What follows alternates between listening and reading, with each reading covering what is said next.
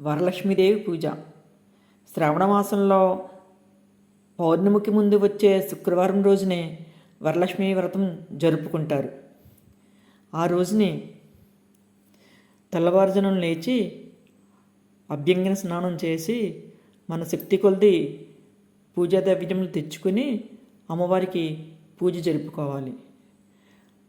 9 రకాల పిండి వంటలు చెయ్యాలి అని, బంగారు కాసు తెచ్చుకుంటేనే పూజ చేసుకోవాలని చాలామంది అభిప్రాయపడుతున్నారు. అంగులు ఆర్పాటాలు ఏమీ లేకుండా మన శక్తి కొలది మన ఆరోగ్యాన్ని కూడా దృష్టిలో పెట్టుకుని ఓపుకుంటే అన్ని రకాలు చేసుకోవచ్చు. లేకపోతే గోక్షీరం తెచ్చుకొని మరిగించి అందులో చిన్న బెల్లం ముక్క వేసి నివేదన చేసిన అమ్మవారు సంతోషంగా స్వీకరిస్తుంది. భక్తిపూర్వకంగా చేసుకోవాలి, అంతేగాని ఆర్భాటపూర్వకంగా ఎప్పుడూ పూజ చేసుకోకూడదు. మన ఆరోగ్యం బాగుండి చేసుకోగలిగితే సాయంత్రం వరకు ఉండి సాయం సంధ్యా సమయంలో అమ్మవారికి పూజ చేసుకుంటే ఎక్కువ ఫలితం లభిస్తుంది.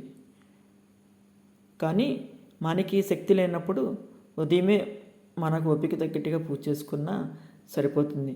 కానీ భక్తి ప్రధానంగా ఉండాలి. వరలక్ష్మీదేవి వ్రత కథ. ఒకరోజు పార్వతీదేవి కైలాసంలో ఉన్న పరమేశ్వరుని చూసి, నాదా, స్త్రీలకి సకల సౌభాగ్యాలు కలిగించేటటువంటి ఒక వ్రతం ఏదైనా ఉంటే వివరించండి అని అడిగింది. అప్పుడు ఆ పరమేశ్వరుడు, వరలక్ష్మీదేవి అనే ఒక వ్రతం ఉంది, దానిని నేను నీకు వివరిస్తాను, తెలుసుకో అని చెప్పి స్వామి పార్వతీదేవికి ఇలా వివరిస్తున్నారు. ఆ వ్రతమును శ్రావణ మాసంలో శుక్లపక్షంలో వచ్చే పౌర్ణమి తిథికి ముందు వచ్చే శుక్రవారం రోజున చేసుకోవాలి అని చెప్తే పార్వతీదేవి ఇలా అడిగింది, ఓ లోకరక్షక, ఈ వ్రతమును ఎలా చేయవలను? వరలక్ష్మి వ్రత విధానం ఏమిటి? ఏ దేవతను పూజించాలి? ఇంతకుముందు ఏ దేవతలు ఈ వ్రతమును ఆచరించారు?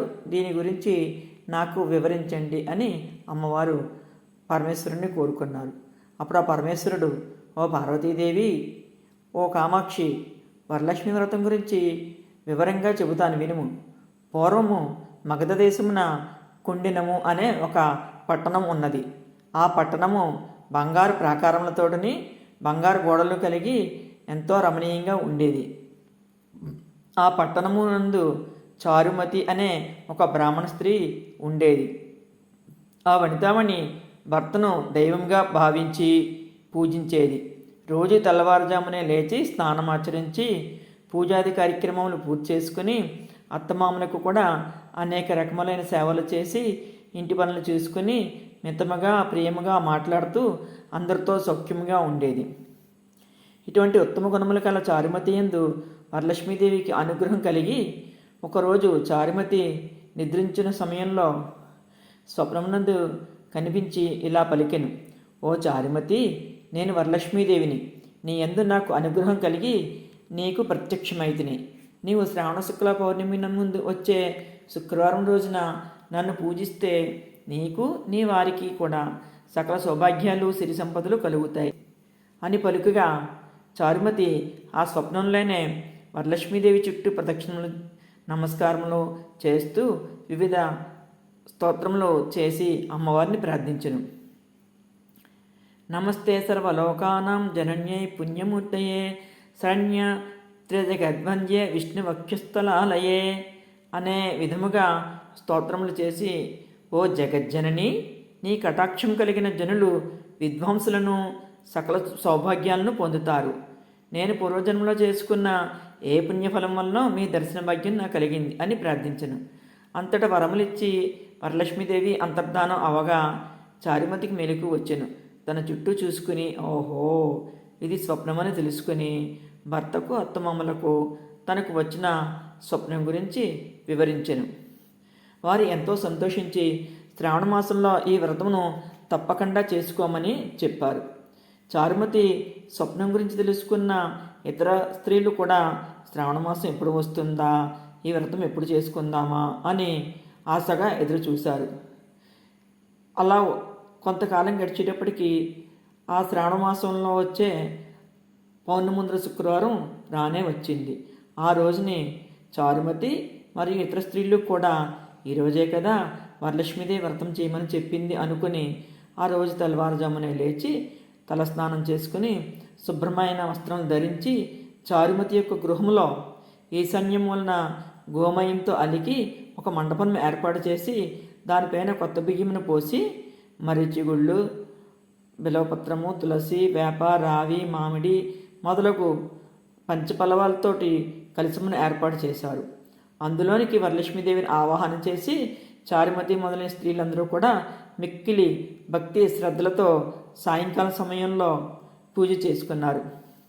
పద్మాసనే పద్మకరే సర్వలోకైక పూజితే నారాయణ ప్రియే దేవి సుప్రీత భవ సర్వదా అనే శ్లోకమును చెప్పి ధ్యాన ఆవాహనాది షోడశోపచారములతో అమ్మవారిని పూజించి 9 సూత్రములు కలిగిన తోరంబులను కట్టుకుని వరలక్ష్మీదేవికి కూడా తోరము సమర్పించి అనేక విధమైన నైవేద్యాలను సమర్పించి ఆ మండపం చుట్టూ ప్రదక్షిణలు చేశారు.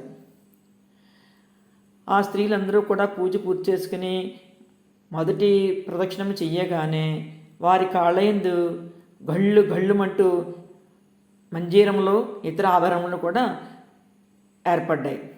వారి మిక్కిలి సంతోషించి రెండో ప్రదక్షిణ చేయగానే వారి చేతులకు నవరత్నాలతో కూడిన బంగారు హస్తాభరణములు ప్రత్యక్షమయ్యాయి.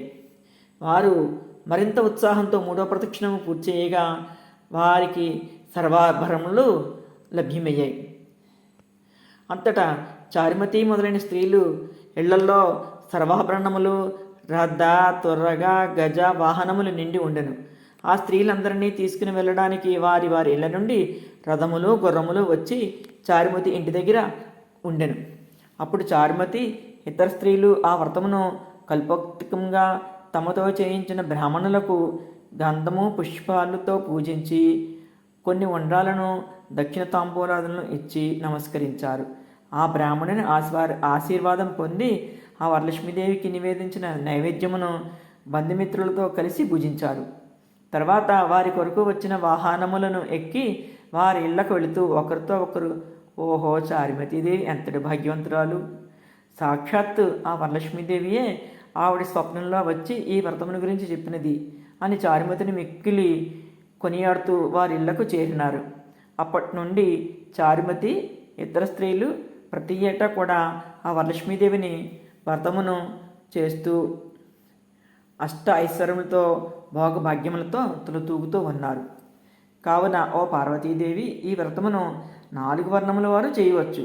అలా చేసినచో వారికి సకల సుఖములు, సౌభాగ్యములు వరలక్ష్మీదేవి యొక్క అనుగ్రహంతో కలుగుతాయి.